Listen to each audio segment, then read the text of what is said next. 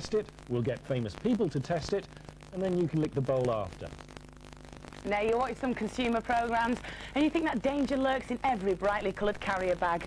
Oh no, there's all ground up glass in my daughter's baby food. Oh no, I bought a car and it won't steer straight. Oh no, I've fallen and I can't get up. But TV isn't just here for the nasty things in life. We at Consumo celebrate the times when things actually go right, when our evil capitalist overlords accidentally come up with something we quite like. On tonight's show, it's orangey, it's sugary and it sells more than Coke. It's Sunny Delight, the phenomenon that's chugging a nation. Reporter Danny O'Brien and I go and find out why it's so darn popular from the experts. When you're 20 years old, Yeah. do you think you'll still like it? Yeah. Do you think you like it better or less better than beer? Better. And also in tonight's show, your granny warned you that it'd give you nightmares, but does it? We send 6 brave volunteers to test the dark, rather crumbly side of cheese. Did you have any dreams? I wouldn't call it a dream, it was a nightmare. It was actually a nightmare, okay. Now, since the 70s, footballers have been telling us how to wear our hair. Now, is it just vanity, or can what you use on your hair really improve your performance on the pitch? And set your video for part 2, where we'll be telling you all you need to know to win a trip on Concorde. Yes, it's the answer to other people's competitions. Consumo. Product is hot and may contain nuts. There's loads of celebrity chefs out there who can teach you how to cook duck à l'orange or eggs Benedict in a cranberry cassis fricasseed in a pan or something.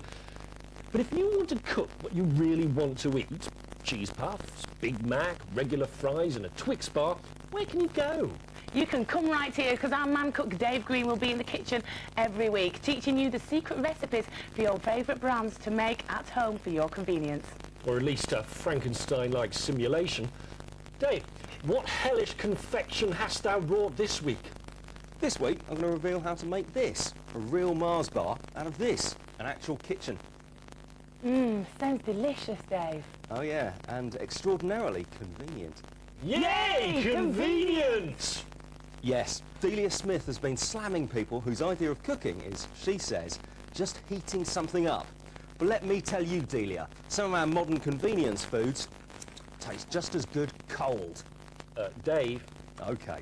Well, the key to this bar is the one substance that doesn't occur in nature, the nugget, or nougat, as scientists also refer to it. It's a delicate blend of loads of stuff, whipped up egg whites, some butter, some boiled up sugar, and a bit of this, American corn syrup, all put into a blender and whipped into a frenzy. Keep the mixer on full until everything coalesces into a big sticky mess, and then wrench it from the bowl and spread it onto a baking tray and stick it in the fridge for 15 minutes. That, my friends, is the nugget. And that's going to become a real Mars bar. Oh yes, just like Mother used to buy. And all the details about how to make this real Mars bar will of course be on our board at the end of the programme. It makes my teeth hurt just to look at it. Consumo. Only 3 school children at any time. It's the part of the show where we ask you, the public, to test those consumer myths passed down from one generation of little old ladies to the next. This week is the common household food that messes with your mind. That's right, Sarah. Oh, God. Oh, God. And Ben, what would that food be? I don't know my life. I'm naked. Ben! No clothes. No. Oh, Sarah, thank goodness. I just had the worst dream. Oh,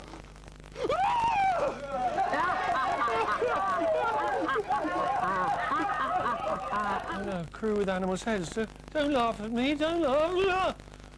Whoa, weird dream. I've been eating far too much cheese before bedtime. Or have I? We sent roving reporter Danny O'Brien to find out if cheese does give you nightmares. And if so, which cheese is the worst?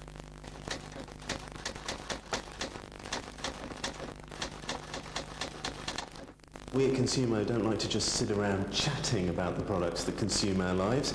We like to do ill-informed, poorly thought out scientific experiments on them as well. And what we've actually arranged is for all of you to stay here tonight.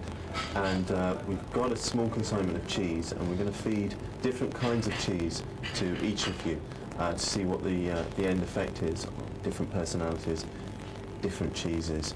And tomorrow we'll get a professional dream analyst in, and he'll tell us whether your dreams really have been affected by cheese. Now, Abby, you actually keep away from cheese, is that right? That's right, well, at night anyway. Because Because of the nightmares, yeah. and you get those quite regularly until you learn to stop. That's right, yeah. Yeah, they're normally quite horrific. I dreamt once that I was chased into a corner by a couple of girls with knives and they cut my throat. Sara, what do you think about the cheese nightmare conundrum? I suppose I'm a sceptic. I don't really believe it. Abby, I know this is a bit of a shock, but do you think you can face up to your fears? Yeah, I think so. A little bit nervous, but yeah, I'll go through with it. But Chris, I mean, we're going to give you quite a variety of cheeses. Do you think you I hate cheese. right? But you'll do it. Well, I mean, you know, I work at Ginger. I haven't really got any choice in it, really. I hate cheese. I had to find out, is there any scientific evidence linking cheese and nightmares? Oh, there certainly is. We know that cheese is loaded with a chemical called tyramine, and tyramine is what we call a neuroactive compound. So what are the kind of symptoms you would get from an excess of tyramine entering the brain? Well, entering the brain, you'd notice an increase in arousal. People might feel agitated or anxious in some way. Then the actions of tyramine are indistinguishable from ecstasy. It's quite possible to weave a thread between the actions of a chemical that we know increases arousal and having these quite vivid dream processes. And which cheeses have the most tyramine, or potentially the most dangerous? The older cheeses, like the cheddars, and particularly fermented cheeses, the camemberts and so on. And the reason for that is it's actually the bacteria that produce the tyramine. So the more enriched with bacteria, the living bacteria the cheese is, the more tyramine you'd expect to have. Cottage cheeses have negligible amounts in it, so you can eat cottage cheese with impunity and have a good night's sleep. Armed with this information, I went back and did science. Okay, here's our controlled environment. We've removed all the radios, all the televisions, any sensory influence in this environment, apart from that of our experimental cheese. We gave Sorab the skeptic, a 3-year-old Gouda packed with tyramine. Maxine, an occasional dreamer, we gave this veiny Stilton. Abby, the Edam, a middling tyramine contender. Well, we can have that for Inga, breakfast. a 9-month camembert high in the tyramine stakes. See you at 8:30. And we took pity on Chris and gave him a wussy cottage cheese. Take the notebook, write down any dreams that you have, okay? Take the notebook, write down. You don't have to write full sentences, just impressions. We'll be fine. It's now 1:30. They're actually all asleep. And we're going to come back, we'll leave them now. We'll come back in the morning and find out what dreams really are made of.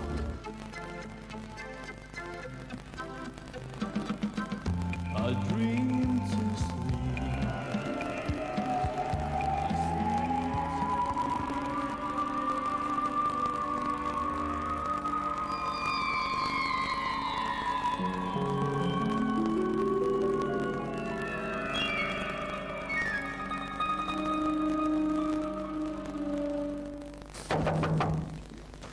Hello? Okay, you can stop dreaming now. Please stop dreaming. Please get your notebooks and write your dreams down now. And no copying. What was it about? My nails. It's a friend of mine, and we're in a bus shelter somewhere. And I've tried to grow them before, and it hasn't really worked. But when they've grown a little bit, they've always got dirty. And then when we were sitting in this bus shelter, and he looked at me and went, look at that, and your nails. That was it. I jumped out a big white ship in the lashings of Buxton, by the way. did you have any dreams? I wouldn't call it a dream. It was a nightmare. It really was a nightmare. actually a nightmare. Okay. Any details would be great. Just remember waking. Well, I picked up weight, and in my dream I woke up, and all my flatmate was standing there, and she cut up all my clothes, and she was just standing there laughing, because I'd got so fat and I didn't need them anymore. All dreams were then expertly analysed by a hired professional, Mystic Tomash, the Mystic. In the dream, she's been quite vindictive about it. She's cutting your clothes up, saying you have no right to wear these clothes anymore. She's just You're laughing. just too fat. I mean, that's not very nice. Okay, well, yeah, I mean, it sounds like quite a straightforward anxiety dream. Here we are, back where we started, but 24 hours on, we have some scientific end results, and in our Consumo taste test, I can vouchsafe that cottage cheese, kind of mild cheese, with very low tyramine levels, actually leads to a result with a pleasant, gentle dream for Chris. Edam, Abby, middle of the road, a mild cheese with a mild effect on someone who's actually naturally quite susceptible to bad cheese dreams. But we here at Consumo can confirm for the very first time that the most dangerous cheese in Britain to eat before you go to bed is indeed Camembert. Woo, strong stuff, Sarah. Yeah. Any reassurances at all? Oh, right, yeah. We would like to reassure all viewers of Consumo that the dreams that you've seen today are extremely rare, and that most cheese experiences do end completely safely. So don't have nightmares.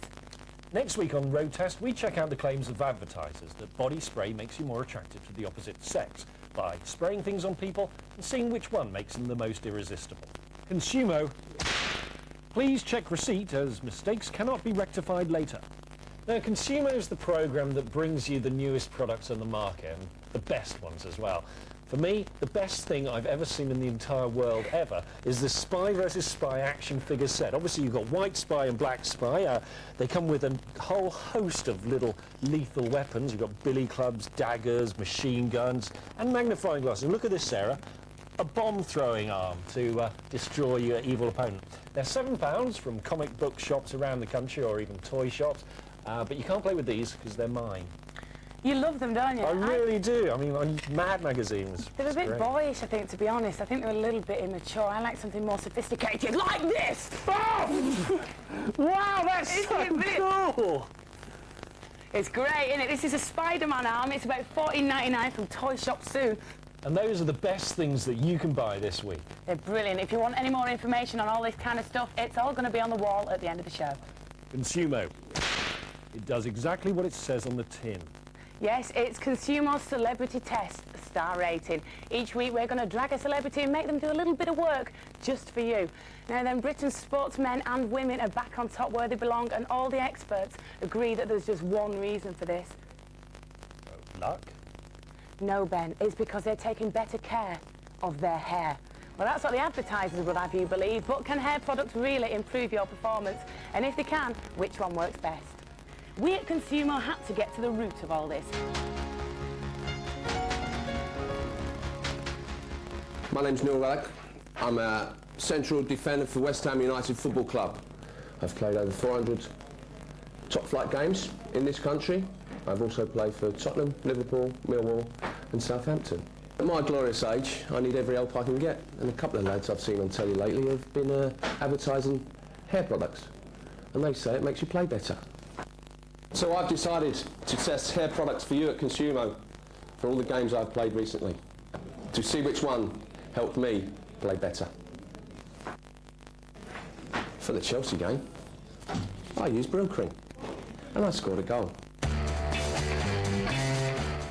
I love Brill Cream. It's great. You put it on like this, and it really makes you look good. And you can run really fast because you're more streamlined. And that's what I did when I hit my free kick. The goalkeeper couldn't see it coming. Got a devil's haircut in my mind. Got a devil's haircut in my mind. Got a devil's haircut in my mind. Got a devil's haircut in The next my game. mind. Leeds United away. Tough game. Big Northern ground. Wash and go. For losing 3-0. At half time, I was a bit cold, so I had a shower. With wash and go. 10 minutes into the second half, the referee sent me off. Neil Ruddock is summoned to referee Jeff Winter, and it's a red. A straight red for Neil. Wash and go is definitely a no-go for me. And for the Liverpool home game, my old team, Michael Owen and all the lads. Nicky Clark, men, control, for good control, for unruly hair. And I'm a bit unruly myself. But on this day, against Michael Owen, I was absolutely magnificent. That's control. So, to all you at Consumo, I can say, real cream is definitely the governor for me, and it should be for you. On next week's Star Rating, we've got Denise Van Outen testing over 4 fake tanning products, just to see which one can make you look most like a TV travel show presenter. Consumo. Contents may settle during transit. Dave, how's your mission? What mission's that, Ben? Your mission to Mars! Oh yeah. All night tonight on Consumo, I'm showing you how to make this a real Mars bar. And it's time now for the oh-so-secret second stage, which means it's time to add the caramel. Now, making caramel requires inconvenience, and that's the last thing we want. I prefer to buy my caramel in the form of toffees from the shop. Take the wrappers off, and melt them in a pan with half a cup of water. But Dave, any particular pan? No, I think any pan will do, as long as it's one that you never want to use ever again. Simmer the toffees over a low heat until they've all gone, help me, I'm melting. And then whip it off and pour a thin layer over the existing nougat. Then put it back to cool. When are you going to cut that stuff up into proper bars, Dave? Well, now would be a good time. Wait till the caramel gains the consistency of cool lard. A lard reference in a cookery item. I like it. And then all that remains is to enrobe them in chocolate. Enrobe, isn't that a technical term? Yes, it is. And this is how they do it in a factory. Now, I haven't got one of these machines, and I doubt that you at home have either. So, in a cliffhangery way, I'm not going to tell you how to create a free-flowing chocolate waterfall in your kitchen until after this break. And also in part 2, why this is the nation's favourite soft drink, and we make it almost too easy for you to win a trip on Concorde. Consumo. Come back and finish what you started. Welcome back to Consumo, the show that celebrates the ways that we dispose of our disposable incomes. It's the stuff that we don't really need, but we can't live without it. Still to come on Consumo? We stare into the fluorescent depths of the youth-seducing Sunny Delight. Just why are you all buying it? Plus, win other people's stuff with our clever answers to their big competitions. A flight on Concorde. Consumo! Do not operate heavy machinery while under the influence of this program. Sarah, are you wearing a wig? Yes, I am, Ben, because I'm worth it. Now, basically, these are the syrups of the stars. They're fantastic, but only by mail order, so this is why we've got them on. You can't get them in the shops. You don't know what they look like. So we've done them, because I think we look rather stylish in them. Syrups of the stars, do you like them? Yeah, I do. And who am I? You, Sarah, are Bianca off of EastEnders. Ricky! Exactly. Yeah. And you must be Dolly Parton. It's true, I am Dolly Parton. Now, if you want the wig that I, Dolly Parton, am wearing, you can get the details from the Hair Raisers catalogues or from the internet. They start from $24.99, go up to £100, so we'll give you the details later. Consumo. If you don't finish your second course, there'll be no pudding. God, do you remember when you could get into those conversations that always began? God, do you remember when you could get, you know, those little chewy... Yes, chewy... all too well. That's why we at Consumo prefer not to praise dead products like Pacers or Spangles, but to bury them, to make sure they stay dead, by sealing them up here in my dead product pantry. This week, the Texan bar. Hold on there, bald eagle. You wouldn't fire a man till he finished his Texan file, would you? Well, bite through the chocolate and chew real slow.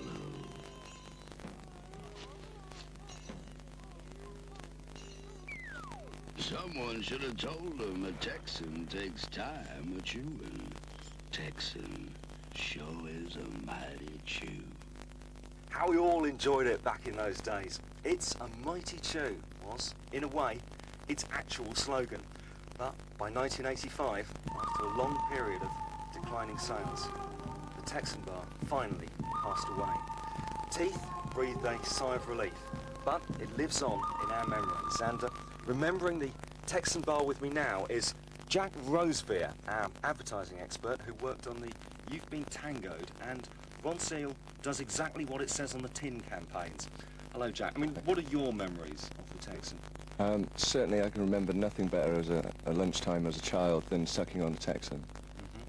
And, I mean, what do you think happened to it? Why do you think it went away? I think that the lifestyle that Texan was trying to inhabit just simply died away. There was a Wild West fad around the 70s inspired by Clint Eastwood. And once that fad passed away, so did the Texan bar. I mean, what other evidence do you have to back that up? What are the Wild West crazes? Rancheros crisps, Gold Rush bubble gum, and of course, wagon wheels. Every football fan's favourite.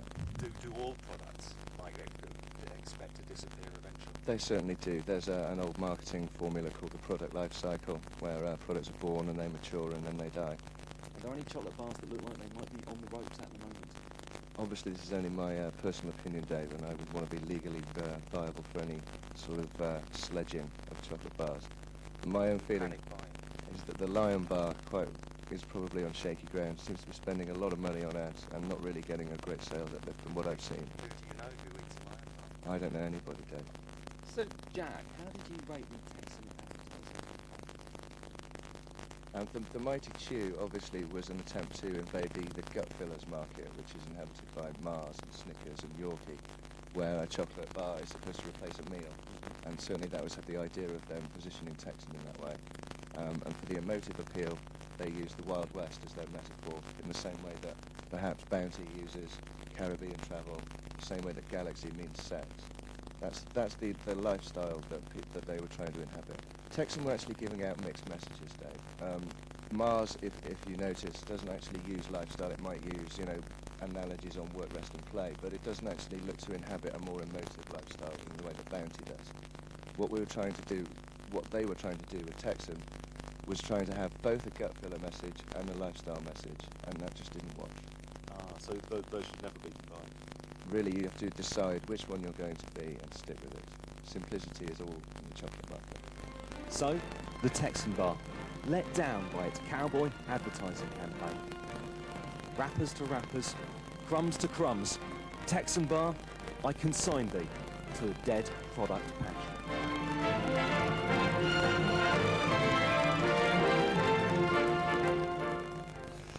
That was actually really moving, Dave.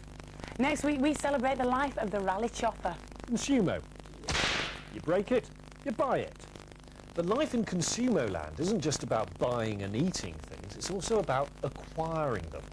We're going to show you how to win some free stuff via this week's easiest competitions. We've done the hard work and we want you just to sit back there and win, win, win.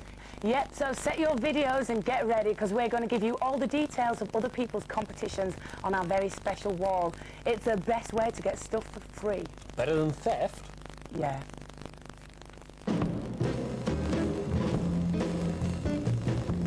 Next to Sunny Delight, our other favourite product of the year has got to be the Mach 3 shaving system.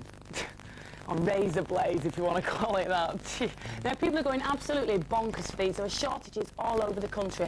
But if you can get your hands on some at Safeways, you could be a winner of one of 5 VIP trips on Concorde. And here are the answers to their tough questions. Answer number 1, the indicator Lubra strip tells you if you're still experiencing the optimal shaving conditions. Number 2, there are 3 crescent-shaped grips on the handle. And answer number 3 is the Mach 3 has 3 blades. Mach 3, yeah. Mach I don't know where they got their name blades, from. okey-dokey. What we can't help you with, unfortunately, is the slogan. You've got to say in 15 words, no more than 15 words, how the Mach 3 has broken your shaving performance barrier. We suggest something with the words closeness, speed, safety and no irritation. The closing date for that is the 31st of December 1998, so good luck on that Concorde trip. A plane that travels at a cruising speed of Mach 2. For web browsers with a lot of time on your hands, and I mean a lot of time, the Burton Group's clothing outlets, Topshop, Principles, they've got competition websites as well. Now remember, these are the real questions and real answers that we're giving you here. And the current Top Man website answers are the following. Number 1, drug dealing. Number 2, possession of cannabis. Number 3, murder. Number 4, shoplifting. And number 5, of course, S&M sex. So what were the questions? Who cares? And for our older viewers who like to travel a little below the speed of sound, here are the answers you've been waiting for. It's the World of Retirement Senior Rail Card Competition. Answer number 1, Senior Rail Card. Number 2, 1 year. Number 3, £18. Good luck. And of course, we're putting all those details up on our very special wall at the end of the show, just in case you missed anything. Just before we go though, Sarah, we've got to mention Summerfield's Canada Cheese Competition. It closes on the 30th of November, so hurry to enter. To win a skiing holiday in Canada or a delightful cheese board or one of 500 cheese vouchers, the answer you need is 1868. Good luck, folks, but be careful, because if you do win the cheese, don't eat it just before bedtime. Hey, Ben. Oh. Baby. There are some things that are, in effect, something like a phenomenon. LL Cool J, for example, John Travolta, specifically in his film, The Phenomenon. And of course, there's that crazy Technicolor concoction we know and love as Sunny Delight. Yeah, since its UK launch in April of this year, it's become the top-selling soft drink in the country. Danny O'Brien and I wanted to know why.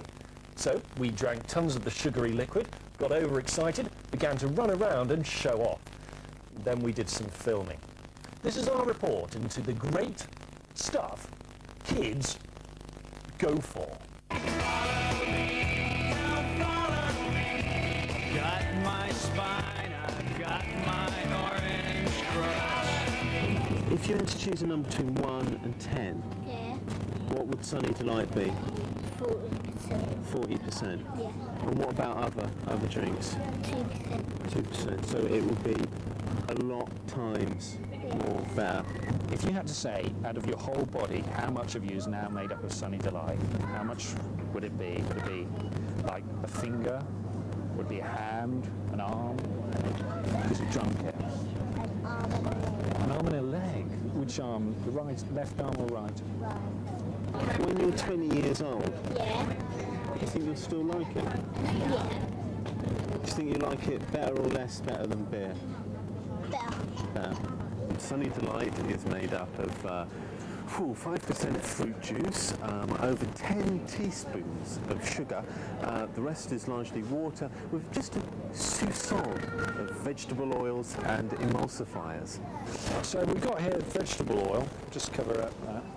Now you know that there's vegetable oil in Sunny Delight? Yeah. Doesn't bother you? Not so. There's sugar in it as well. So if you had some sugar in this, you'd drink this. No. If there was some fruit juice and sugar in the vegetable oil, you'd drink that. No. If they put sugar, fruit juice and water in the vegetable oil, would you drink that? No. Who do you think makes Sunny Delight? Tom and Jerry. Tom and Jerry. Not quite. It's very close though. It's actually Procter & Gamble, better known for their scouring detergents than their refreshing beverages. But Procter & Gamble do know about one thing, and that's marketing. You'll always see Sunny Delight next to the expensive fruit juices in the fridge, even though it will never, ever go off. What is in it? All they do is put sugar in it, put it in the microwave, and then they put a little bit of cup of tea. A little cup of tea in it? Yeah, and then little blow of poo. I don't think there's poo in this. They'd list it in the back. Look, you see poo there. If they made a product that's for bad boys and girls, like Sunny Delight, but called that Gloomy Disgust, would you buy that? It's horrible, isn't it? Should we make a face there to say how horrible that is? Ready? Good. We've got these two here, yeah? We've got your milk. We've got the Sunny Delight. Which one would you go for, do you think? Milk. Because if you drink the milk, maybe you get healthy enough to sort of climb these bars and get out. Do you think there's any way they can make it better? Yeah. What would you do? I don't know. Add a little bit of custard. They put the sugar in and then they shake it for a minute, then put this in and shake it again and sell it in the shop. And that's how you make Sunny Delight.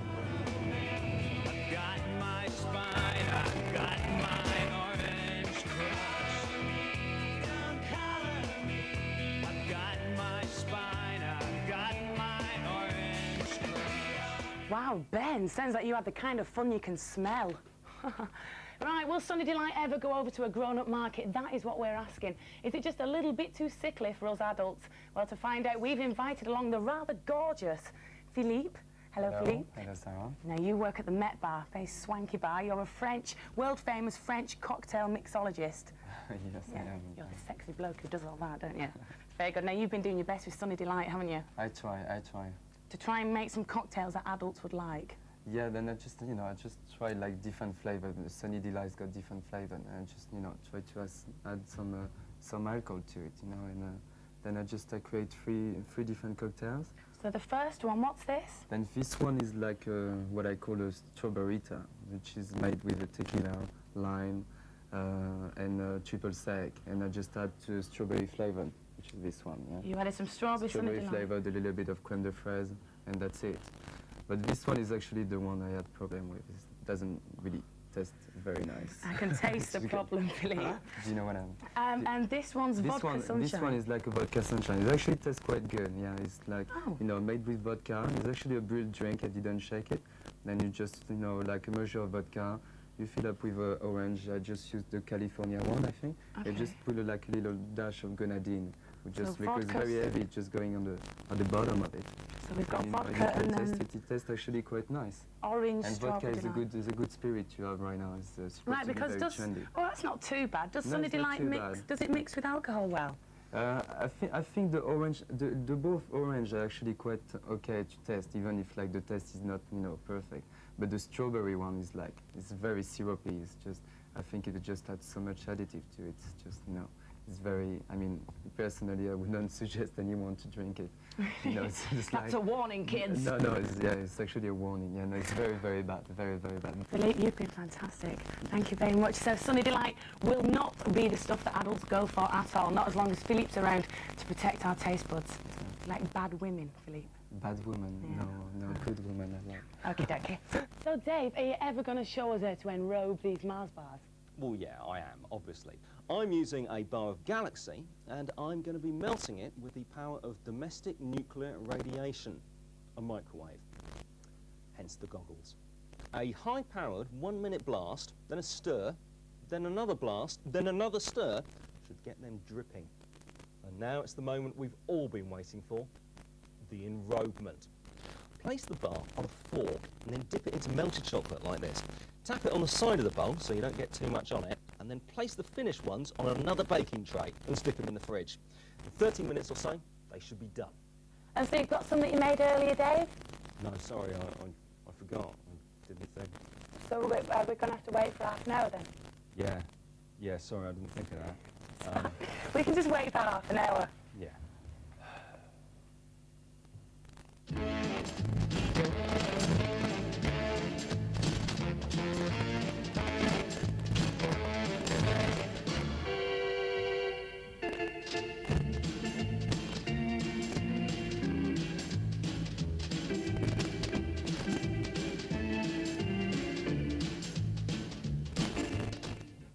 Well, hey, look. Well worth the wait, I think. Look, check it out. Great, Dave. Sorry about the whole fridge business. It's all right. Try a bit. I think those are the nicest looking ones. Really, like. That one, the chocolate. It's actually not bad. Sorry. They're not bad actually, Dave. Thanks. Kind of like a Mars bar. If you want to know how to make these chocolate bars or any other famous products, and you can find it all on our consumer webpage or writing for a fact sheet. And next week, I'll be making real, genuine Coca-Cola, which no one else in the entire world knows how to make, except me. And that was Consumo. We hope it helped. And don't forget, next week we've got choppers, homemade Coca-Cola, Denise Van Houten, loads of free stuff. But now we're going to leave you with a short film about how crisps are made. Good night. Good night. They're really disgusting, Dave. I feel sick. I don't want any more now. Look, just one quick film. Really.